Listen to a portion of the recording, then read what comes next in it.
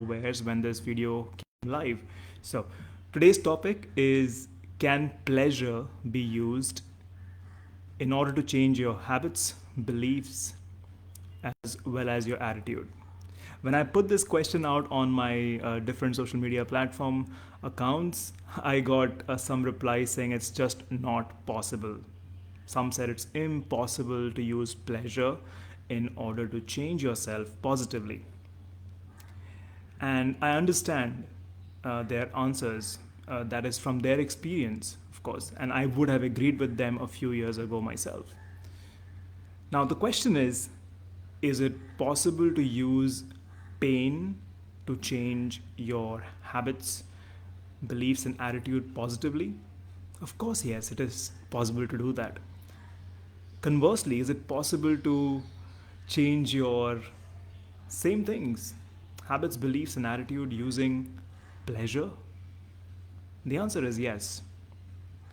So, why is it that most of us think about pain as an association with something change, especially good change? And when we talk about pleasure, we usually think about it as nasty or bad. Let's take an example. Let's say there is someone who is struggling with an addiction to smoking. And what you typically see is this person tries to quit cold turkey, which means he just stops smoking one day and say, I'm not going to smoke. And he or she may be successful for a few weeks, few days, depending on their willpower and their perseverance. And then what you will most often find is that most of them, if not all, will just go back with a vengeance to the same addiction and start smoking. And the way I see it is, in my own experience working with clients, is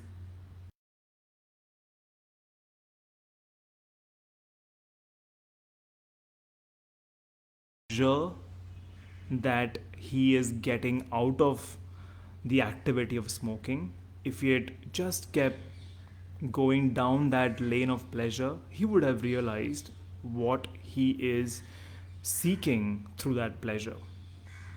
It's a lot like this sign, warning sign we see on benches that have wet paints or fresh paints.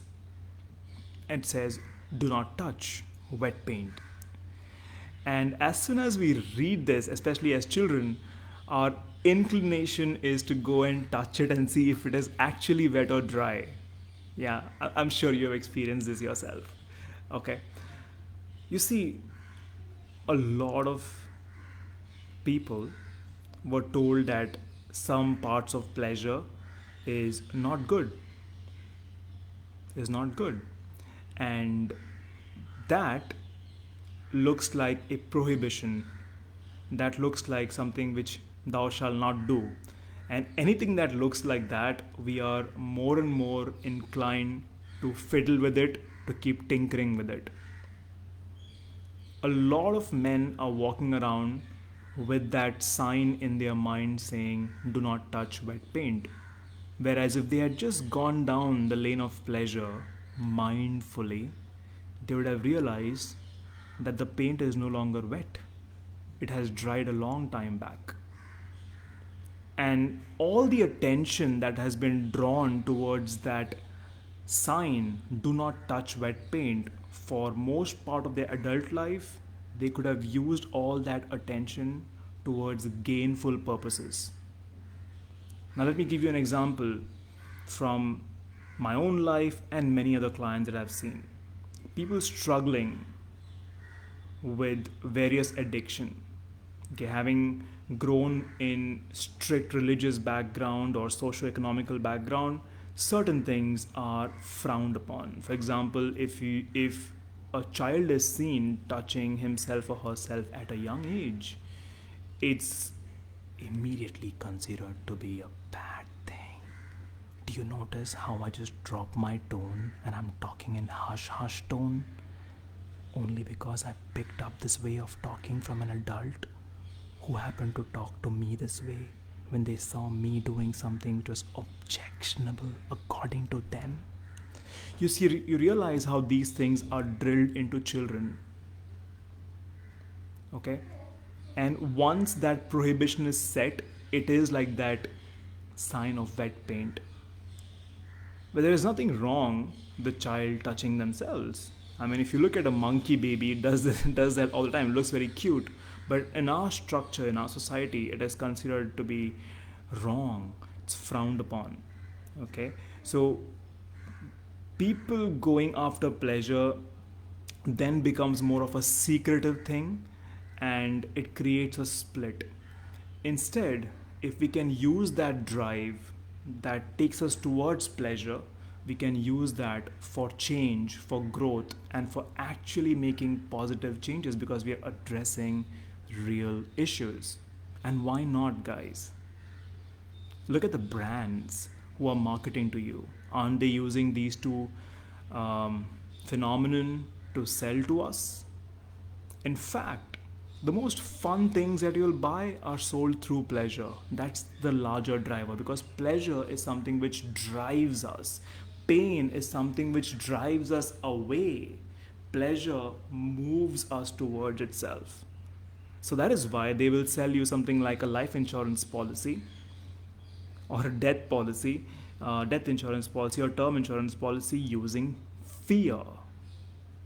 Whereas they will sell you a chocolate, they'll sell you a condom, they might sell you a car using pleasure. And if our brain can gravitate so easily towards pleasure, we can easily use that to create change.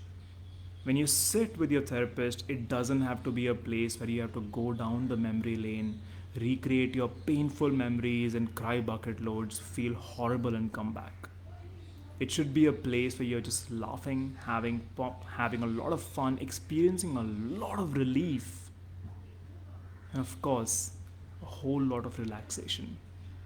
Knowing that you can let go of your associations from your past memories, old patterns, beliefs, and the very reason, the very root causes that create different symptoms like addictions, like smoking. Like no two people are smoking for the same reason, by the way. It's only when we go beneath the layers we find out, and for that, we need to really take up pleasure mindfully. Not in a hedonistic way, but really mindfully. Because when we go down the lane of pain exclusively, we end up with three things: fear, shame, and guilt, which then converts that into a cycle, and we are then stuck in pain, fear, shame, and guilt. And when we go to the extreme end of pleasure, it's again a cycle of basically self destruction. Right? It goes to another end. The idea is to chase pleasure long enough or use it as a tool to get to your goal. Then pleasure does not become your goal, pleasure becomes a means to an end. If any of this made sense to you, go ahead and check out my last video where I'm talking about orgasms specifically with respect to women. And if what I've been sharing all these days makes sense to you, do engage with this content, like, comment, share. Feel free to DM me and have a conversation with me. There's no shame, no guilt, and absolutely no need to go back to pain in order to really embrace the change that you need. Thanks so much for watching. Take care. Goodbye.